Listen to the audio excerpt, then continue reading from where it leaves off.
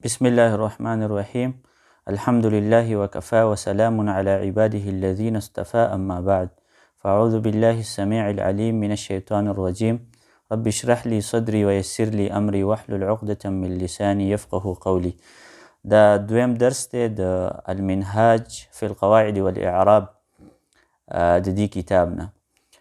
د مبتدا احوال موږ په شاته درس کې بیان کړیو. نو دا درس چې دی دا د دویمې مسلې باره کې دی، او دویمه مسله دا ده تعبیرات فیها المبتدا، یعنی هغه عبارتونه او هغه مثالونه چې په هغې کې مبتدا استعمال شوې ده. نو اولنی مثال دی ورکړی دی من یعمل خیرا یشکره الناس له. څوک چې د خیر کار وکړي نو خلک د هغه شکریه ادا کوي. نو دلته دا من شرطیه چې کومه ده په ابتدا د دې جمله کې، دا من شرطیه دا مبتدا ده. او بیا مؤلف فرمای ویشترط فی ذلك ان لا یکون بعد من فعل متعد لم یستوفی مفعولاته. یعنی من شرطیه چې کله د جملې په شروع کې راشي نو دا مبتدای، خو د دې لپاره شرط دا دی چې د من شرطیه نه پس به فعل متعدی او داسې فعل متعدی به وي چې د هغې مفعولات به ذکر وي. که مفعولات یې نه ذکر نو بیا دا من شرطیه دا مبتدا نشي ګرځېدلی، نو دا د دې لپاره شرط دی. نو دلته من یعمل خیرا، یعمل فعل متعدی دی، دې کې هو فاعل دی او خیرا مفعول به دی. نو د یعمل دپاره مفعول به ذکر دی، دې د وجې من شرطیه دا دې ته موږ مبتدا شو ویلی په ترکیب کې. نو د دې نه دا خبره موږ زده کړه چې من شرطیه کله راشي د هغې نه پس فعل راشي او دغه فعل متعدی او مفعولات یې ذکر وي، نو په دې صورت کې به دا من موږ مبتدا ګرځو او په ترکیب کې به دا مبتدا واقع کیږي. دویم مثال الاسم بعد حیث مبتدا دائم. د حیثو نه پس چې کوم لفظ راشي، دې مسلې نه ډېر خلک نه دي خبر، ځکه اکثر په حیثو باندې مین داخل شوی، نو د حیثو نه پس چې کوم لفظ راځي نو هغه خلک مجرور وایي، لکه من حیث الجملة، و دا عبارت غلط دی. د حیثو نه پس چې کوم لفظ راځي هغه مبتدای نو مرفوع به وي. من حیث اللفظ، من حیث اللغة، اگر که په حیثو باندې مین داخل شوی نو دا وایي چې الاسم بعد حیث مبتدا دائم.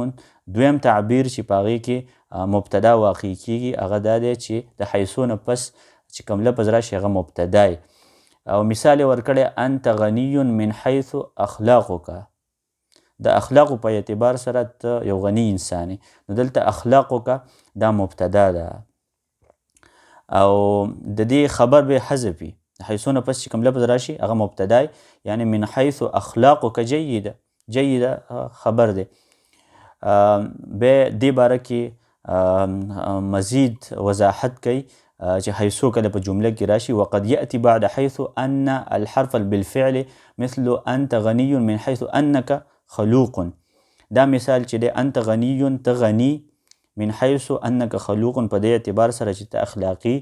نو د حیثو نه پس کله ان راځي، نو چې ان راشي نو بیا به په دې صورت کې مبتدا مصدر مؤولی، مطلب دا ان چې دی او د ان کم اسم دی او د ان خبر دی، دې ټولو نه به موږ مصدر راوباسو او هغه مصدر به په اصل کې مبتدای.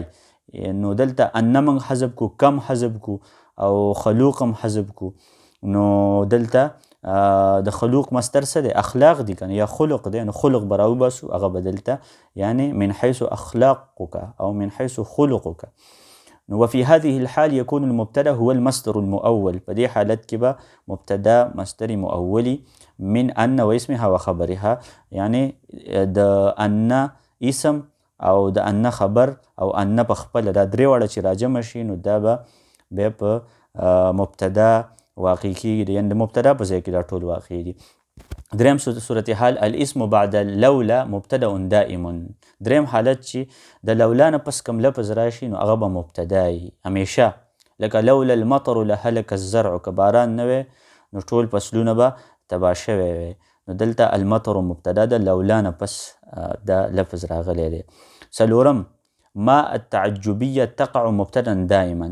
ما تعجبیه چې کوم ده کنه، موږ چې کله د یو شي نه تعجب کوو نو موږ درې الفاظ استعمالو، ما استعمالو او د باب افعال ماضی استعمالو د هغې نه پس، او د هغې نه پس متعجب منهو استعمالوي، یعنی هغه د کس نوم یا د هغه شي نوم چې موږ د هغې باره کې تعجب کوو.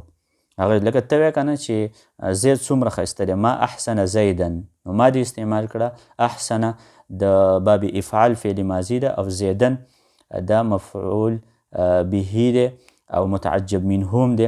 نو دا متعجب منه یا د کوم شي باره کې چې تعجب کې موږ د زید باره کې تعجب کوو چې ډېر ښایسته دی، نو هغه دغه متعجب منه چې دا مفعول به واقع کېږي، او دا ما مبتدای او دا احسنه چې نو دا فعل ماضي د باب فعل، نو دی کې هو فاعلي، نو دا بیا د دې ترکیب دی.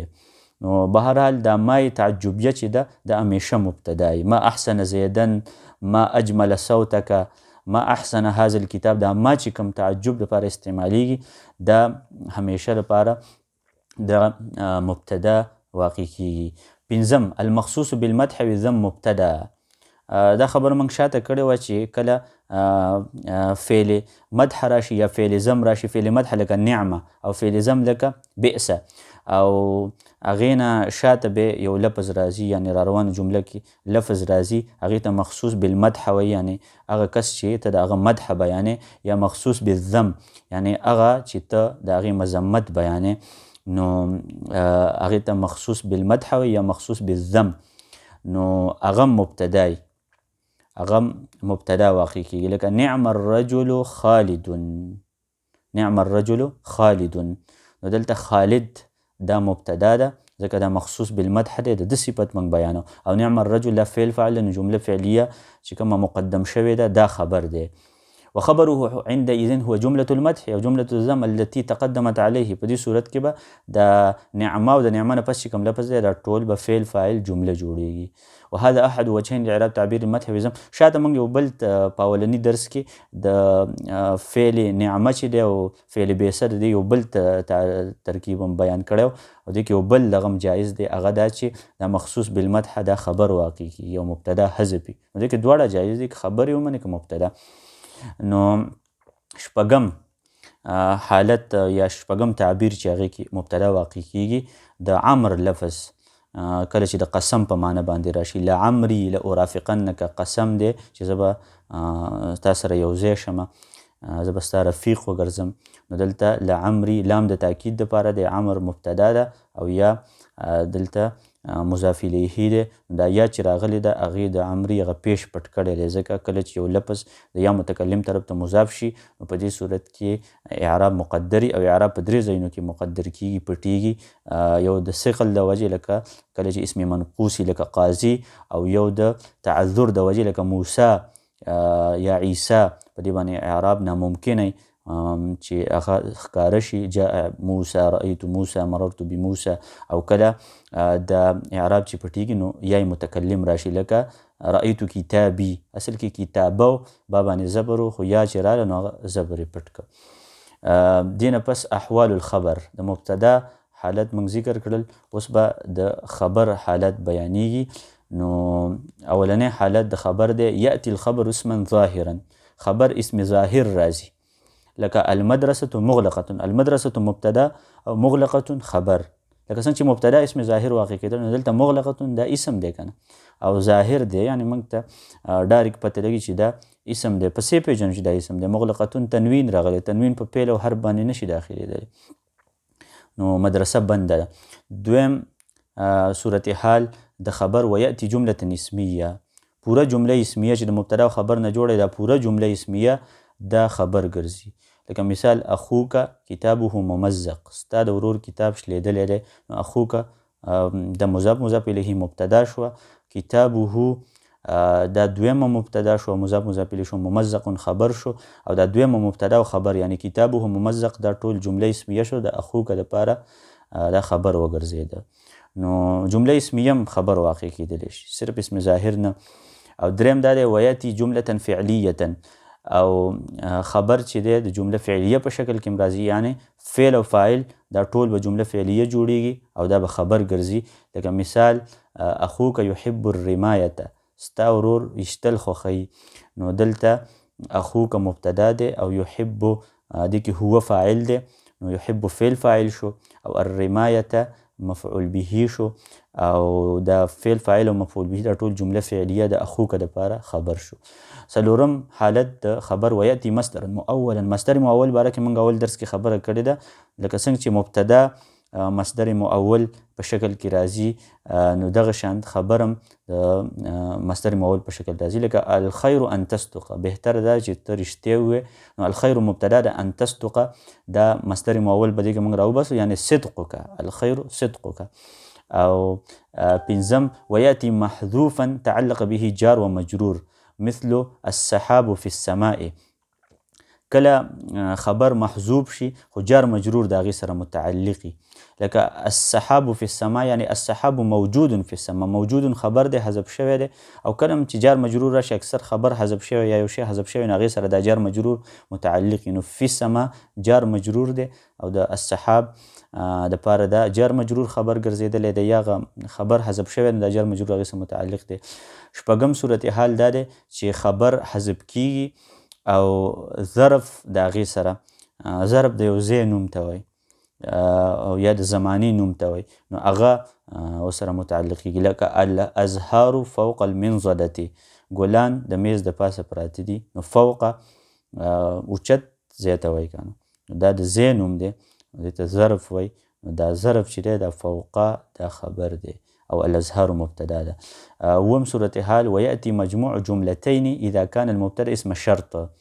کله چې مبتدا من شرطیه که نه یا اسم شرطي، موږ شاته ویله چې من شرطیه د مبتدا شي واقع کېدلی، نو بیا خبر د دوه جملو په شکل کې راځي، دوه جملې به راځي او دا دواړه جملې به خبري. لکه من یعمل خیرا یجز به، دلته من مبتدا ده، یعمل فعل شرط دی او یجز به څوک چې خیر کار کوي نو هغه ته به بدله میلاویږي. نو دلته یعمل فعل شرط دی او یجز به جواب شرط دی. نو دا یجز دام فعل دی، یعمل دام فعل دی، دا دواړه فعلونه د من دپاره دا خبر وګرځېدل. وقد تأتي عدة اخبار المبتدا. اتم صورت دا دی چې د یو مبتدا دپاره ډیر اخبار شي راتلی، لکه اخوک مبتدا دی، عالم ریاضی تاجر، ستا ورور عالم دی، سپورټ والا هم دی، تاجر هم دی. نو درې اخبار راغلي دي، عالم یو، ریاضي دویم، تاجر دریم. دې نه پس به دا خبره کوو انشاءالله چې هغه کم ځایونه دي چې په هغې کې خبر حذف کیږي په کثرت سره یا واجب وي چې موږ خبر حذف کول.